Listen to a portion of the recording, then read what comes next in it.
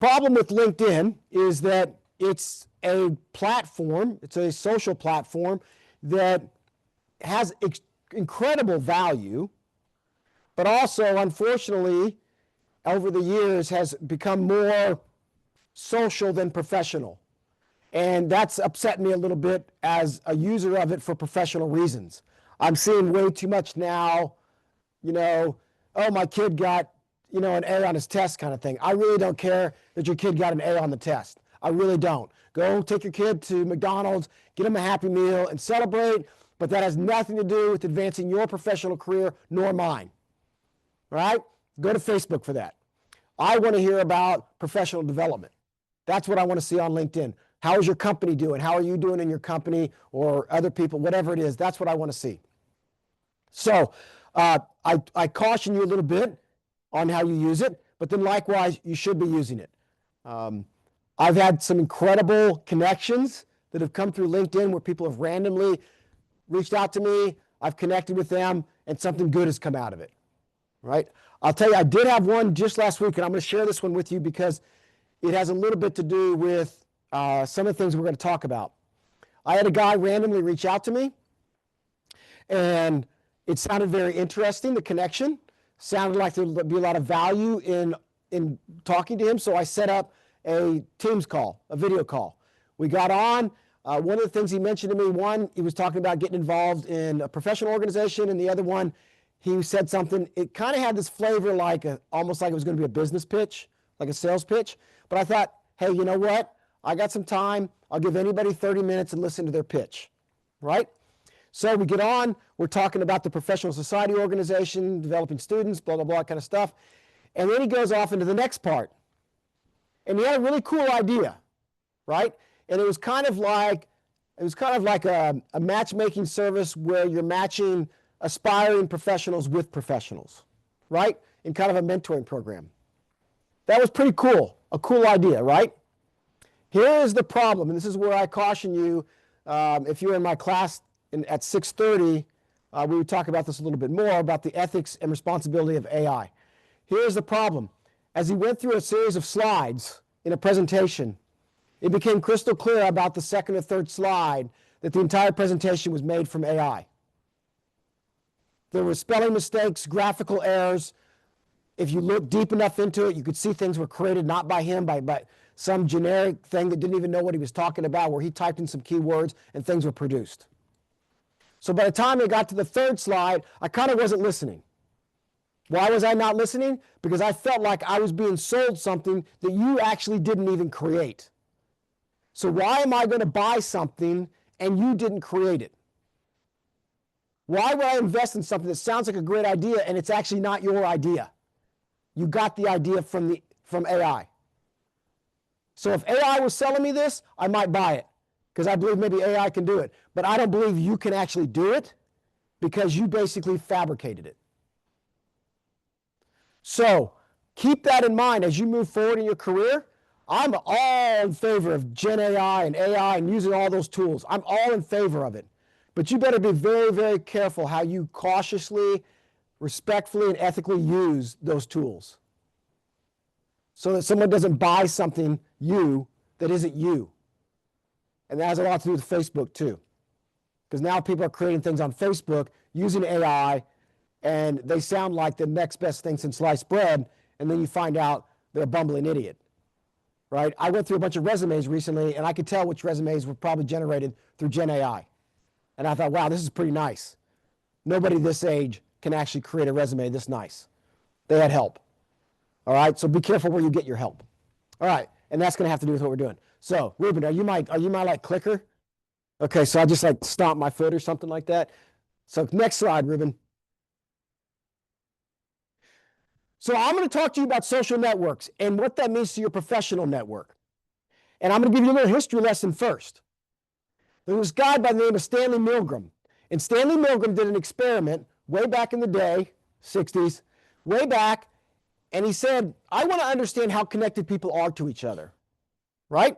And so what Stanley did is he took a bunch of, got a bunch of letters, and he sent them to people in Nebraska probably Lincoln or Omaha, one of the two. There's only two real towns in Nebraska. The rest are all little podunk towns.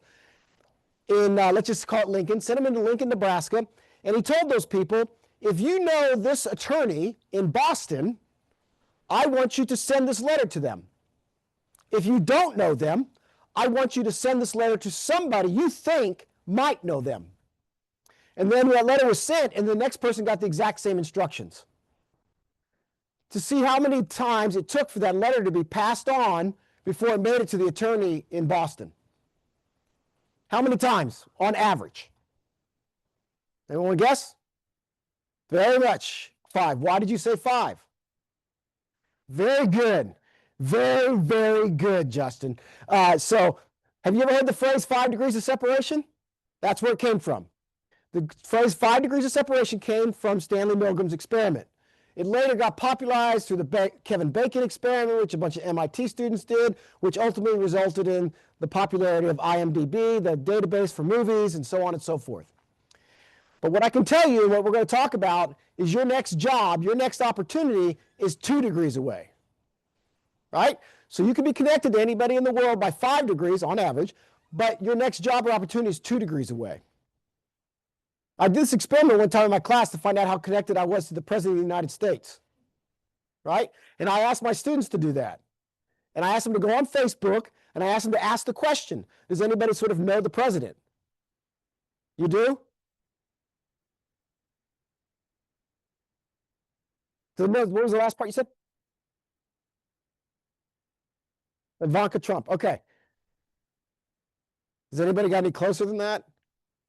Oh, you went closer. Okay, we're playing a game now. You just turned this into a game. He's dead. Okay, there you go. Now we're getting somewhere. Well, I mean, but he's the current president. That's the thing. Yeah. Oh, there you go. Trump? Did he get fired? Oh, okay. I just checking.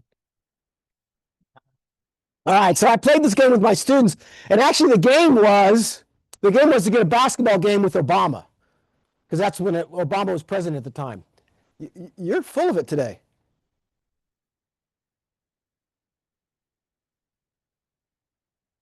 This is incredible. What are you going to tell me? Donald Trump and George Bush at my work. Yeah. That's interesting. So we put this out. None of my students had any connections to Obama, so I could play a basketball game with Obama. But I found out that one of my friends, lo and behold, I did not know, was the pilot for Marine One. So if you don't know what that is, Marine One is the helicopter that the president flies. So I knew somebody who knew the president.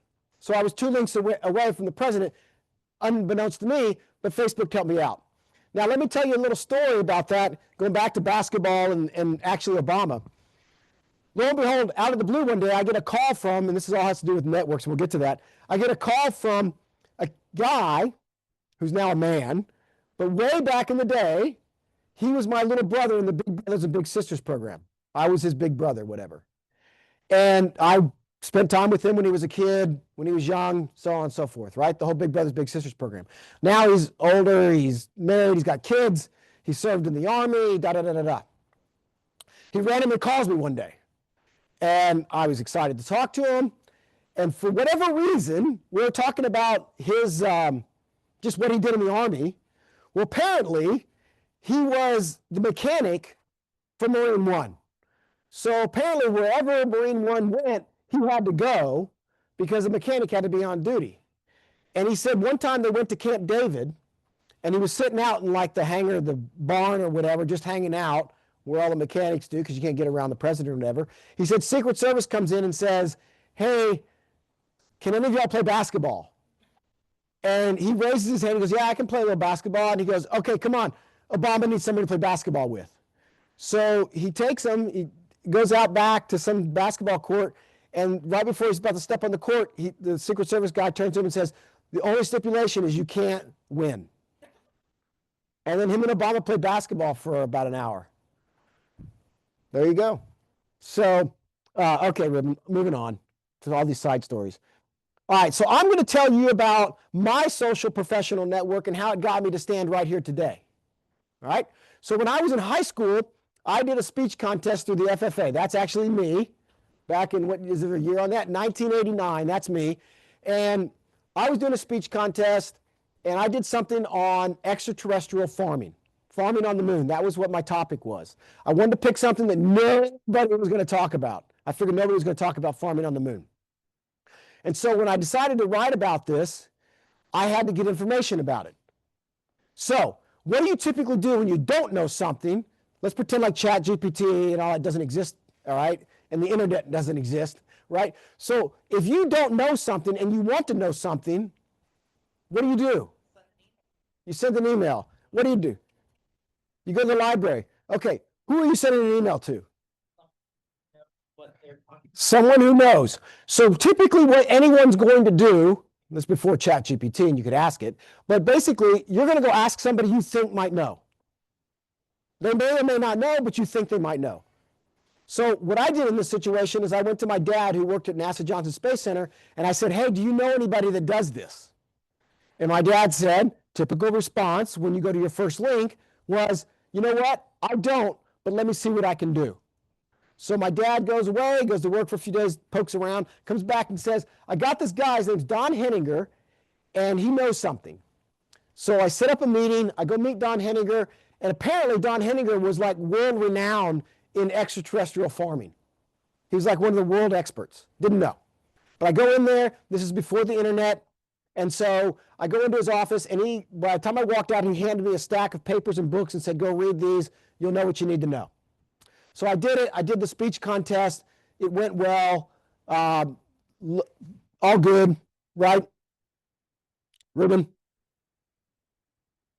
Next. So now I'm in college, and I want a summer job.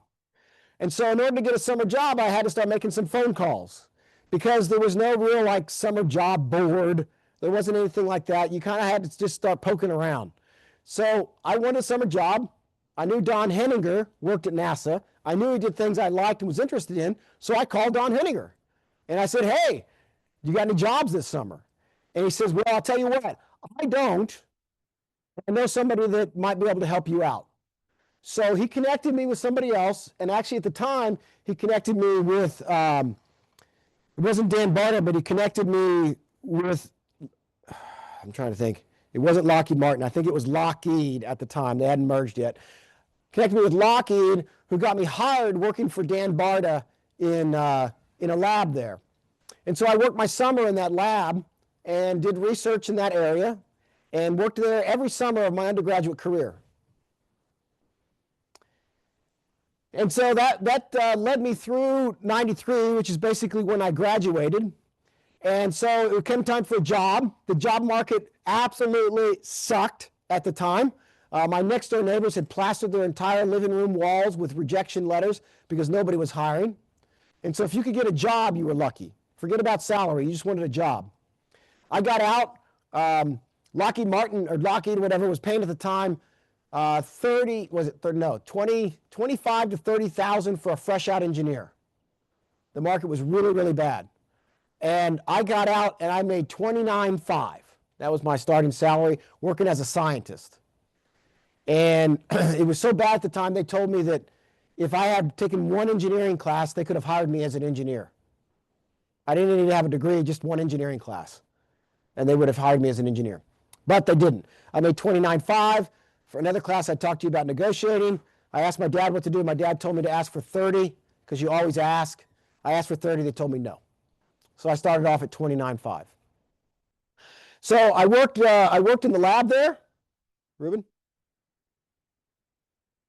And while I was working there, I met a guy by the name of Casey Ting at Rutgers.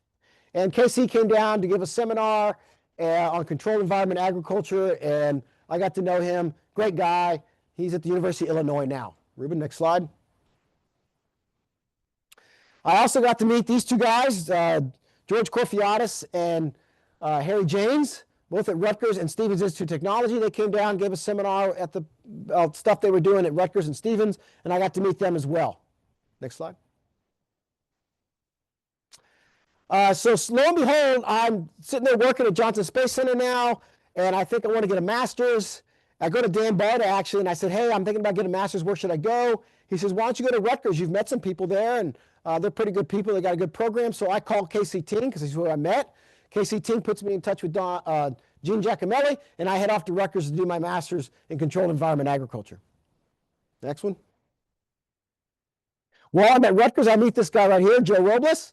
Joe Robles is just somebody I met working at Rutgers. Didn't work directly with him, but got to know him and became friends with him during that time. Next slide. Then I was offered an opportunity to go down to Washington, D.C. and take a job that would have doubled my salary from what I was making at Rutgers. And I went to my boss, who at this time now was Harry Janes. Believe it or not, now Harry Janes. I work for Harry Janes. And Harry James says, hey, I can't match the salary, but I'll pay for your PhD. So I started a PhD at Stevens, working with George Corfiatis. Next slide. During that time, Joe Robles gives me a call. Joe Robles has now left Rutgers, and he's down at NASA Kennedy Space Center. And he says, hey, we've got an opportunity down here you ought to look at. You ought to apply. I apply, and ultimately go down and work at Kennedy Space Center. Next slide. While I'm down there and I'm working, I'm finishing up my PhD, which I started. I'm on the phone with George Corfiatis. George Corfiatis says, hey, we have an opportunity here at Stevens. I'll put you in touch with somebody of the organization they're hiring in. They need somebody just like you. You ought to apply. Go ahead. I end up going up to Stevens, and I'm working at Stevens now. And as I'm there, I work with this guy right here on the left. That is Dr. David Nowicki, who's now faculty here. I get to meet him. He knows Wesley Randall, who is faculty here as well. And during that time, find out about an opportunity here at UNT. David connects me with Wesley. Wesley tells me to apply. I apply, and here I am. Next. My point in all this story is that I have been at 2 NASA centers. I have been at 2 universities during that time. I've worked odd jobs at other universities. But in all that time, it is the people that took me from place to place, connection to connection. And so what I'm pointing in this slide is all these people pretty much know each other. So every time I needed a new opportunity, I called somebody who connected me with somebody else. Every opportunity I've had in my life has been 2 links removed. Not 1, 2. My dad never hired me, right? But my dad connected me with somebody. So my dad connected me with somebody at Johnson Space Center in 1989 or 88. And from that point forward, that connection from my dad has led me to where I stand today because of relationships and networks. Trusted relationships and networks. Ruben? So the moral of the story, as soon as you realize you're just like your parents, life gets a lot easier. All right? Your parents will help you. Trust them. Okay? This is my parents. My mom passed away almost a year ago. My dad is 94, will be 95 in October. Okay? So value them while they're here. Ruben? So now I'm going to talk to you about network as capital. The reason why I call it capital is because in today's day and age, today's generation, whatever you want to call it, I'll just call it today, we think of network not as capital, but we think of network not as a value, and in essence, it has cheapened its value and reduced its capability. If you start to think of relationships as transfer of capital, and that capital is called trust, if you think of trust as a currency, it will significantly change the way you network with people, the way you value those relationships, and how much value you will get out of those relationships.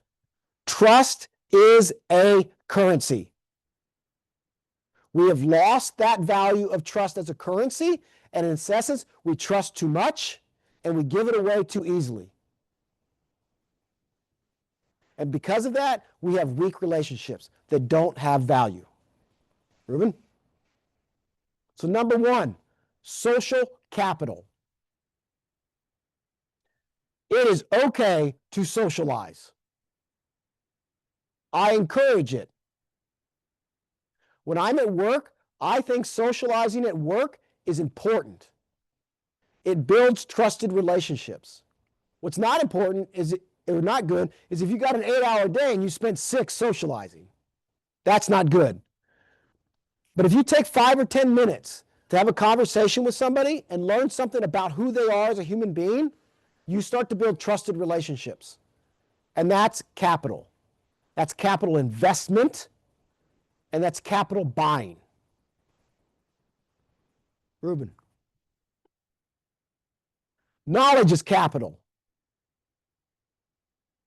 Not information, knowledge. Information is what we get from ChatGPT.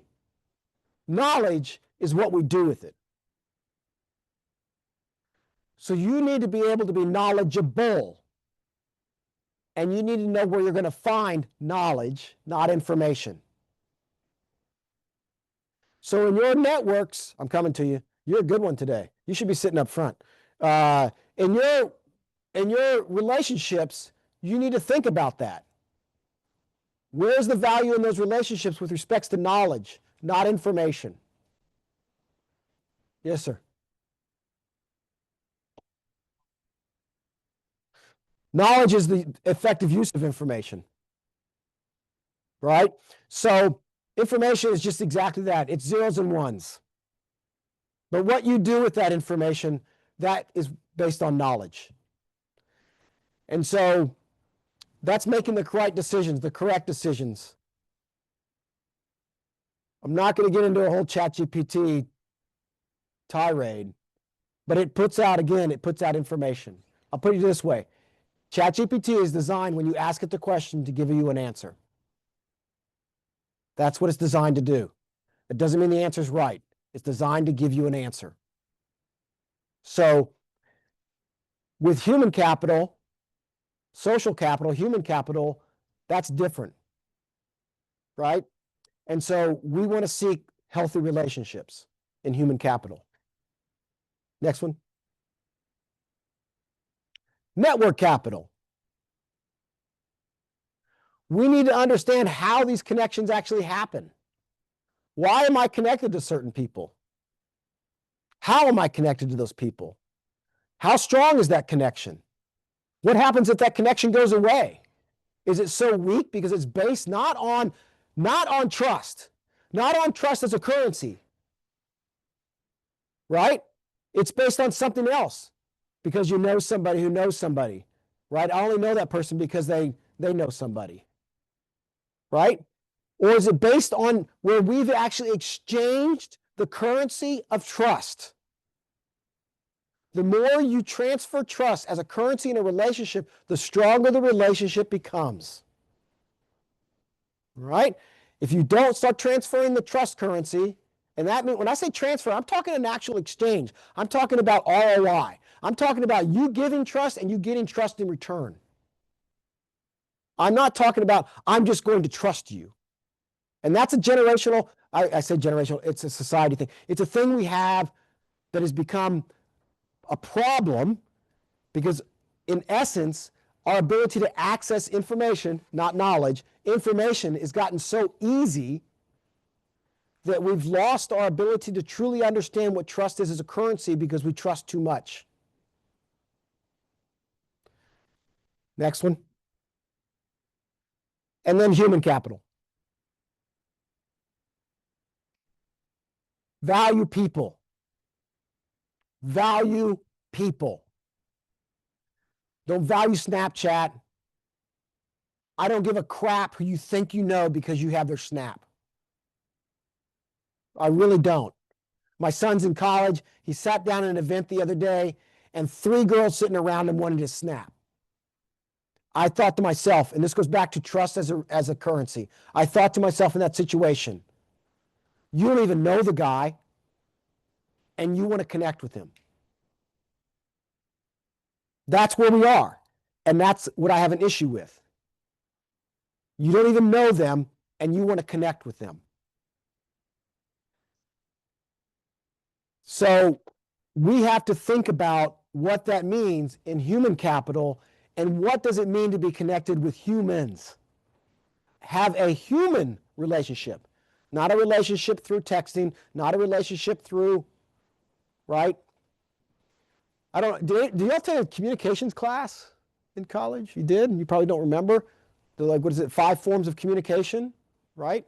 Written, oral, da da da da da. There's nothing more valuable than oral communication. So pick up a phone and make a phone call. Don't send a text. You know, think when you talk about human capital, we talk about value, think about the value of that connection. How are you valuing it? You snapping them? Are you texting them? Are you calling them? Are you stopping by their office? Are you talking to them? Ruben?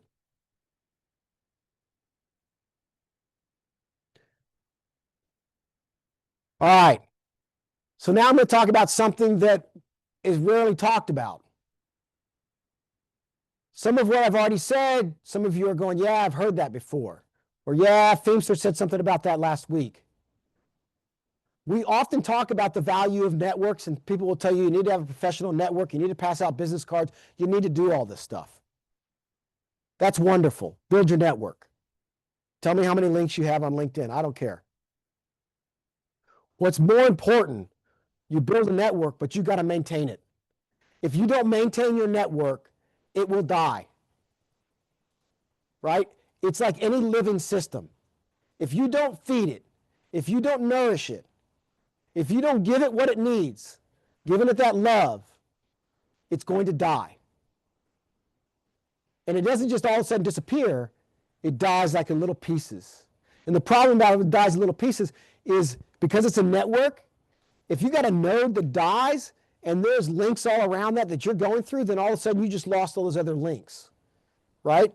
So that's the value of maintaining your network, is maintaining those relationships. So we're going to talk about that, the 7 network maintenance rules. Here we go. Rule number 1, reach out. Just reach out. I mean, whatever it is, you'd be surprised how a touch can make a difference in somebody's day. I'll be walking around and I'm all of a sudden somebody just comes in my mind, whatever that is, and I'm immediately, well, not immediately, a lot of times, I'm pulling my phone up and I'm going into my contacts. Hey, do I have their cell phone number? Because I'm just going to send them a text. Hey, what's up? You know, how's your day going? Right? Because I'm thinking there's some reason that they came into my mind, whatever it was. There was a smell in the air. I saw something that reminded me of them, or maybe just something happened. I don't know what it was, but I'm going to reach out to them. You need to reach out every once in a while. Don't be afraid to tell people happy birthday. Right? I do that a lot. The other thing that I do is, and I tell you this, I do not say happy birthday on Facebook. I don't. So when somebody's birthday pops up on Facebook, I don't write down, oh, happy birthday. I don't do that. Right? People do it for me, and in the end, I put up my standard quote up there, thank you very much, but I'm not going to do it for you. So if you don't want to do it anymore, that's great. The reason why I don't is because I value my relationship with you more than if I actually have your cell phone, I'm texting you. So every time Facebook reminds me of somebody's birthday, if I have their number, I'm sending them a text right now. Happy birthday. Because that to me says, I know you and I'm reaching out to you. I'm not just throwing it up on some platform because something reminded me of it. So find ways to touch people. Sending a card. Handwrite. I have in my desk drawer next to me, in my desk drawer, a stack of cards with blank inside. The purpose of those cards is every once in a while, depending on what it is and what I want to do and what I'm doing, I'll pull one of those out, write a handwritten note in green ink, as always, and I send it to whoever it is. We had an event here about a year ago, and it was with an industry board, and I wanted to make sure every single board member came. Not only do I want to make sure that they came, I wanted them to believe that their presence would be valuable. That they weren't just coming to just sit there and be nothing. Oh, I'm in industry and you're in academia. Yay, that's great. I wanted them to feel important. So I got those cards out and I wrote a handwritten invitation to every one of those board members, asking them to come, and I'm looking forward to seeing them. Out of 20 plus board members, only one didn't show up. It's a lost art, is doing those little things, right? It's okay to handwrite things. You don't always have to type them. And maybe you don't remember how to handwrite things, okay? My son was all proud of himself because he took notes in class the other day for the first time. I think he had like 5 words on a piece of paper and he was all excited. All right, Ruben. Check in. If someone was important to you in life, check in. You know, I've had significant role models in my life, and I check in. And likewise, I even will check in and say, you know what? I never told you this, because typically at the moment you don't tell people this because you don't really understand the value until after the fact. But if I knew somebody 20 years ago and they made a difference in my life, and I have the ability to tell them that now, I'm going to tell them. I'm going to tell them. You know what I can't wait to tell my dad next time I see him? I'm sorry I was an asshole teenager. Right? Because I'm just sitting there thinking about the things that my son just said to me recently about how dumb I am and how I don't know certain things. And I just sit there and listen to it. And I'm thinking about, you know, it's funny because I went out with my son the other day to play, to do some soccer, right? And my job was just to play the ball to him, right? I was just the dummy guy to play the ball. And I had a couple bad passes and he got all pissed off at me, right? And I'm like you make every perfect pass, right? So I'd make one bad pass and it's like the world's ending and I'm an idiot. And I got to thinking back when I was a teenager and I used to do a lot of water skiing and my dad was my pole guy. My dad drove the boat. And he was so gracious to go out and drive the boat whenever I asked. We had a lake property, so we go there. But I remember if he didn't pole well, I remember getting out of the boat and chewing his ass out. Like, what are you doing? And I'm thinking to myself now, I'm going, man, you're a jerk. You were a real absolute jerk. And so I can't wait to see my dad again and tell him, hey, I was a jerk, you know? So, and it's not too late. It's okay. It's okay to do that. So check in with people that made a difference in your life. Let them know. Ruben? Connect. Get yourself out there. Connect, not just on some video conference, not on Snapchat, not on LinkedIn, not on whatever platform. Get your physical self out there and connect. Meet people. I don't know if it's an older person thing or not. My kids get upset at me all the time because we'll go somewhere and they're like, oh, I wonder about this. And I said, well, I'll go ask. I don't care who it is. I'll go ask. I'll go talk to anybody. I mean, maybe it's because I'm at an age now, I just don't really care, you know, because I'm not worried about it. And they are apparently. But just do it. There's nothing to, no one's going to hurt you or bite your head off because you asked a question. And if they do, they got bigger problems, right? So connect with people, go to events, socialize. What the girl was talking about today. I mean, maybe you're not into real estate. That's okay. But that sounded pretty cool. Like they really get active. But there's a lot of groups on campus. The wonderful thing about college is there's a group for everybody, right? I remember when I was in, does anybody belong to the Society for Creative Anachronisms? You do? Oh my gosh. How you doing? So, man, when I was at Stephen Foster, they were always out there fighting. You fight and everything too? Really? Wow. Oh, okay. Does anybody know what I'm talking about? Okay, don't worry about it. Go look it up. We're not going to get into it. Okay, you what's that? You okay. Oh, wow. No, I'm not part of it. But then I always remember when I was at Stephen Foster, they were always fighting. They're like, it's some medieval, is it medieval kind of thing? Yeah, it's a medieval thing there. Okay, whatever. Okay. But connect, man. Join a group. I'm telling you, there's a group for everybody. So, and if you want to know about the Society of Creative Anachronisms, right there. All right, Ruben. Next one, gratitude. So if you follow me on LinkedIn, that's great. That's wonderful, whatever. If you don't, that's great. That's wonderful too. But every year that I'm department chair, I pick 2 words that are going to be my words for the year. My first year, it was good to great. Second year, it was impact and culture. And this year, it's going to be grace and gratitude, right? I'm so thankful and gracious for what we have built here at UNT, what we have here as a university, and that brings me great gratitude. And so you need to understand the value of what you've learned and be gracious and have gratitude for who you are and who got you there, right? And who got you there. Nobody is successful because they did it all themselves. Okay? So remember those that got you there and have gratitude for that. Ruben?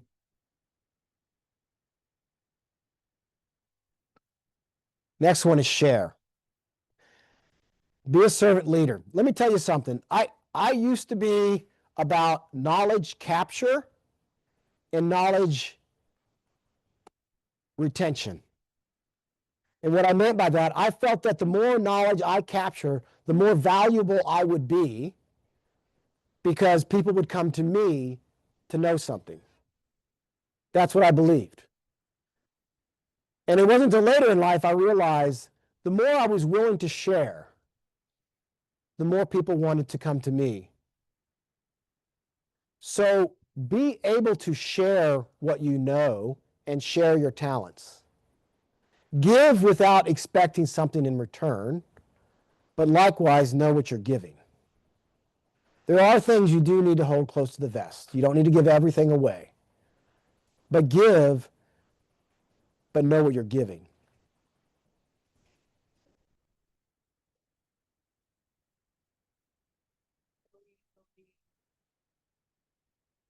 I mean, yeah, don't trust them. Sure. But also hold your cards close. Well, I'll hold my cards close until I trust you, and then I'm not afraid to give to you. Right? Believe me, if depending on our relationship, once you get to know me, depending on our relationship, if our relationship is high on the trust score, I'll do just about anything for you. Right? I mean, I will do amazing things for people, and it doesn't have anything to do with whether you're the president of the company or you work in the mailroom. Right? It's because we have a trusted relationship. And likewise, I will almost share anything with you. Right? The only thing I typically don't like to share is things that will compromise my own family's well-being. Not mine. I could care less. I mean, I can go live in a hammock and wear dirt clothes. I really don't care for me. But if it compromises my family, then that's where I always draw the line. Family's always first for me, and that's where I always draw the line. If it compromises my family, I don't care what it is. I won't do it. But yeah. So that saying, be willing to share. So has anybody heard of, you know what MATLAB is? Okay. All right. At one time, MATLAB was like the number one modeling and analytics software probably in the world. Every university was using MATLAB to do anything with modeling or analytics, statistics, you name it, right? And MATLAB, before MATLAB, the way a lot of companies functioned was they would have humongous patent and trademark offices. And the way they became successful is by patenting and trademarking every intellectual thing they could think of. And so it was about retaining intellectual property and holding it very, very tight. Hi, Ruben. I know it's 5 Rubens, I know. And holding it very tight. This is, I think, the last slide anyway. And holding it very tight. MATLAB broke that model and said, we're not going to patent or trademark anything. We're just going to stay ahead of the curve. We're just going to move so fast intellectually that nobody else will be able to keep up, and we'll stay ahead of the curve, right? Adobe used to be kind of like the past. So if you ever bought an Adobe piece of software, it usually took it 10 minutes to load because you would see all the little patent numbers going by of everything that they've patented. So Adobe believed in locking in their intellectual property and sharing it with no one. MATLAB said, take it, go use it. I mean, there was like free platforms. You could download this and that. You had to pay to get the initial MATLAB, but once you got it, you could go get stuff all over the place, right? So that goes back to this when I talk about share. MATLAB said, if we share, right, then everybody's going to want it. You know, it was a little bit like the Apple and the Windows, the model, right? Apple said, we're going to create an operating system that you can only use with Apple. And Windows said, you know what? Pfft, go have it, right? And so guess what you ended up with? You ended up with more PCs than you ended up with Macs, right? Okay. Ruben? Oh, maintain. That's a, just keep doing it. Next. Oh, space. Oh, I guess we're not quite at 7 yet. Space is the other one is don't get upset when people don't respond. Okay? Sometimes people just need space. Give them time. If they love you, you set it free. If they love you, they'll come back. That's why you have trusted relationships. If you have a trusted relationship, people will stick around. Ruben? Okay. You can find me on LinkedIn if you want. We have a speaker coming next week, and I'm not sure exactly what she's going to do, but she talked about audience participation and pulling people out of the audience and stuff like that. Something. Seen it like 3 times already. It's Oh, really? I saw her in my summer class and then I saw her last semester. Oh, no kidding. She's entertaining? Yeah. Oh, yeah. She's got some cool stories. And I hope, I'm going to encourage her to tell the story about her next step in life. Because it's an absolute testament to networks and perseverance to get a job. And it's pretty cool. So, you got a homework assignment. You know what that is. We will see y'all next week. If there's any issues, let me know. I'm still here until after class if you want to talk.